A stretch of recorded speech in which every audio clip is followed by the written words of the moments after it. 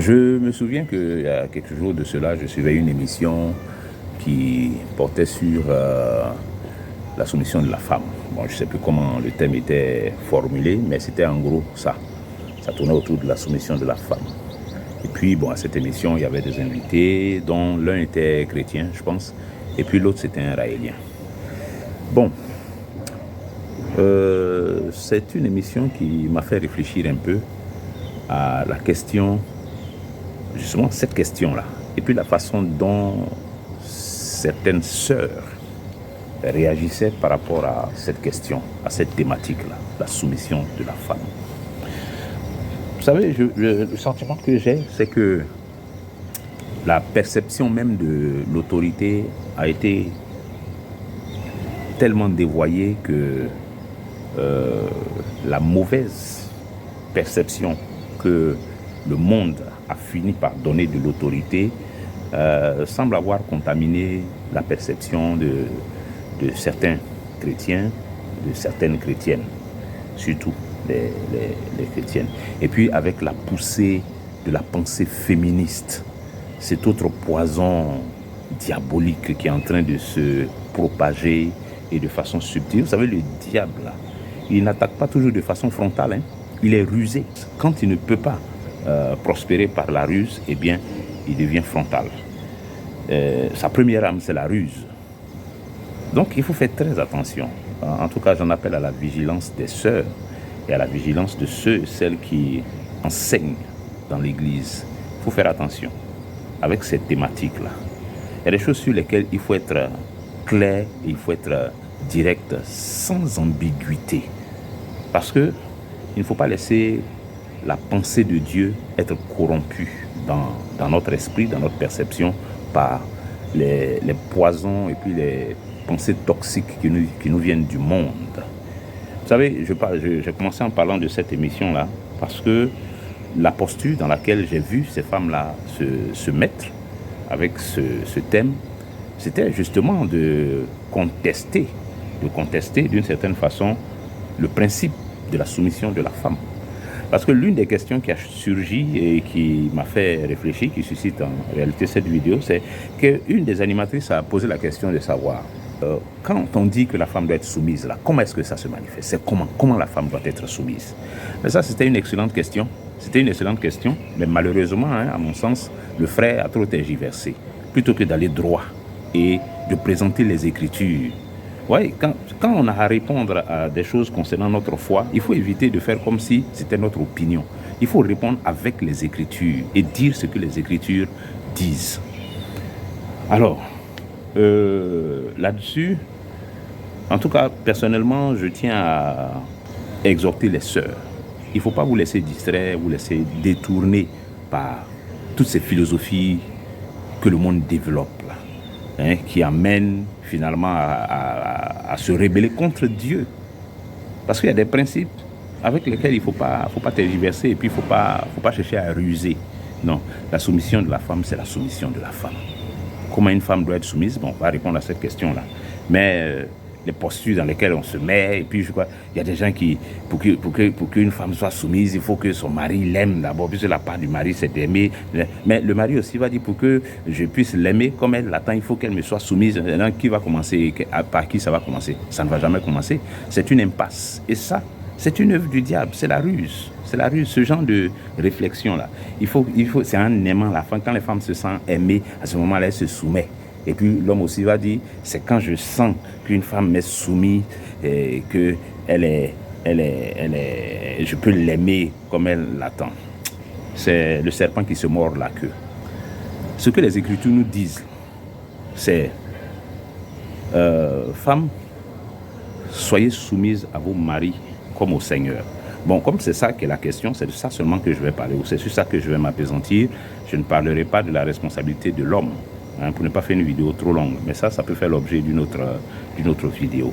Donc, je ne serai pas déséquilibré, mais je choisis à dessein de me focaliser sur la soumission de la femme, parce que c'est ça la question qui suscite ma vidéo là. Et donc, les Écritures nous disent, femmes, soyez soumises à vos maris comme au Seigneur. Il y a deux vérités très importantes qui ressortent de ce passage-là, de cette parole, femmes, soyez soumises, la première chose qu'on note, c'est que les Écritures ne demandent pas, Dieu ne demande pas à l'homme d'assujettir sa femme. Ça, c'est important. Dieu n'a pas demandé à l'homme d'assujettir sa femme. Quand il s'agissait des rapports entre l'homme et le reste de la création, Dieu a dit, assujettissez-les. C'est-à-dire, vous, humains, hommes et femmes, assujettissez les oiseaux, les animaux, les plantes, etc. Assujettissez le reste de la création que je vous donne. Mais parce que les animaux, ils ne réfléchissent pas, ils sont bêtes, ils ne pensent pas, donc on ne peut pas leur demander de se soumettre à l'homme. Donc c'est à l'homme qui est créature pensante, c'est à lui qu'on demande, en toute logique, d'exercer son intelligence et puis de s'assujettir les autres. Maintenant, en ce qui concerne les rapports entre l'homme et la femme dans le foyer, les Écritures ne disent pas à l'homme d'assujettir sa femme. Les Écritures disent plutôt à la femme de se soumettre à l'homme. Ça veut dire que ce n'est pas à l'homme d'utiliser de stratagèmes pour gagner la soumission de sa femme.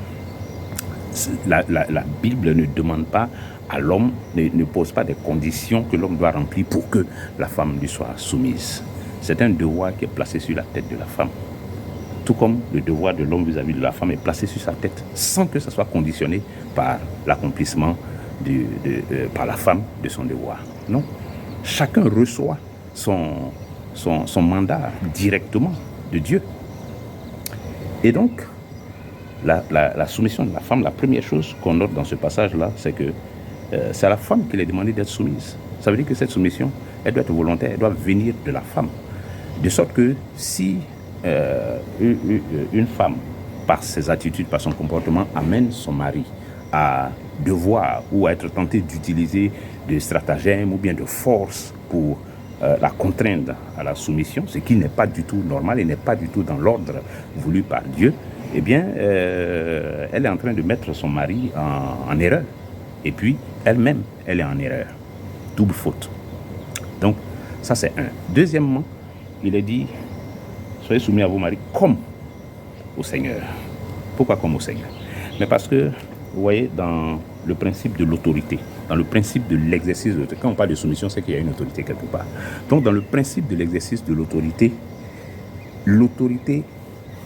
n'existe pas dans l'absolu, comme ça, dans le néant. Non. L'autorité existe en rapport avec une mission qu'elle a à accomplir. Quand on prend l'exemple autour de nous, le principe même d'autorité, il est inhérent à l'organisation et au fonctionnement de la société humaine depuis la cellule de base, dans la famille. Le père est autorité, du moins les parents sont autorité sur les enfants. Et puis les enfants, entre eux, dans leur rapport, les aînés ont autorité sur les cadets. Ainsi de suite, dans le cadre professionnel, dans l'État, il y a quelqu'un qu'on appelle le chef de l'État qui incarne l'autorité, donc qui est autorité sur tous les autres concitoyens, et puis l'autorité se décline progressivement à différents niveaux jusqu'à ce qu'on arrive au dernier citoyen. Mais chaque niveau d'autorité est assorti d'une mission. Chaque niveau d'autorité est assorti d'une mission. Et c'est la mission qui donne son sens à l'autorité. Sinon, l'autorité ne sert à rien. L'autorité est un outil. Et c'est une compétence qui est donnée à quelqu'un. Si on dit compétence, ça veut dire qu'il y a quelque chose à faire. C'est pour ça qu'il faut avoir la compétence. Donc, pour ramener ça au cadre conjugal, dans le rapport entre monsieur et madame, l'exercice de l'autorité par l'homme est assorti d'une mission. Donc l'homme, en tant qu'autorité, l'est parce qu'il a une mission à accomplir. Une mission à accomplir dans sa maison. Une mission à accomplir dans sa maison qui est de faire en sorte que sa maison puisse être une maison dans laquelle la crainte de l'Éternel est une réalité au quotidien. Dans laquelle les valeurs de la pensée de Dieu sont promues, sont encouragées, sont enseignées, sont transmises. Voici la mission que l'homme a accomplie dans sa maison. Et c'est dans l'accomplissement de cette mission que Dieu lui a donné une aide qu'on appelle la femme. La soumission de la femme s'exprime dans les attitudes qu'elle aura vis-à-vis de son mari et qui vont lui permettre, qui vont faciliter à l'homme l'accomplissement de la mission qui est la sienne. Donc c'est comme ça que la femme aide l'homme. Donc toute attitude qu'une femme a, toute façon de faire qu'une femme adopte dans le cadre de son foyer et qui facilite l'accomplissement de cette mission-là par l'homme, c'est une attitude de soumission. Cette femme-là, elle est soumise. Maintenant, tout le reste périphérique, tous les petits détails qui en réalité ne sont pas le cœur même du principe de la soumission. C'est des choses qui peuvent prendre des colorations différentes d'un foyer à l'autre, d'un couple à l'autre. Un couple peut être à l'aise avec une certaine façon de faire entre monsieur et madame, qu'un autre couple fera différemment. Mais tant que l'exercice du moins l'accomplissement de sa mission par l'homme n'est pas dérangé par l'attitude de la femme, selon les Écritures, eh bien, la femme est dans une attitude de soumission. Mais si elle n'aide pas son mari dans l'accomplissement de sa mission, elle n'est pas une femme soumise. Et parce qu'il ne s'agit pas seulement d'une soumission passive.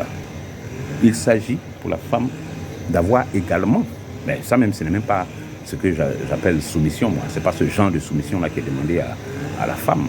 Parce que la mission de l'homme, ce n'est pas de terroriser sa femme. Ce n'est pas de faire de sa femme une esclave ou bien une servante ou bien quelqu'un qui souffre. Non, la mission de l'homme, c'est de créer les conditions de l'épanouissement de toute la maison, selon le Seigneur. Et donc, dès l'instant où une femme se met dans des conditions qui facilitent l'accomplissement de la mission que l'homme a reçue de Dieu, eh bien, elle est en train de se soumettre à l'homme. Parce que la soumission de la femme n'est pas dans l'absolu. Cette soumission-là, elle est pour la réalisation des desseins divins. Les raisons pour lesquelles Dieu a institué la vie conjugale. Voilà. L'accomplissement, la réalisation de ses objectifs. C'est dans ce cadre-là que la femme elle manifeste sa soumission. On comprend dès lors pourquoi Paul pouvait dire que si on se marie, il faut que ce soit dans le Seigneur. Parce que si vous n'avez pas la même foi, si vous ne croyez pas en la même chose, ça serait difficile que vous puissiez voir dans la même direction, que vous puissiez penser à l'accomplissement de la même mission si vous n'avez pas la même perception de cette mission-là. Et donc si vous ne croyez pas dans les mêmes choses. Quand la loi fait obligation à un citoyen de se soumettre à un agent de police, ça peut être votre petit-fils, mais la loi vous fait obligation de vous soumettre à lui. Est-ce que c'est pour vous brimer ou bien pour vous torturer, pour vous maltraiter? Non.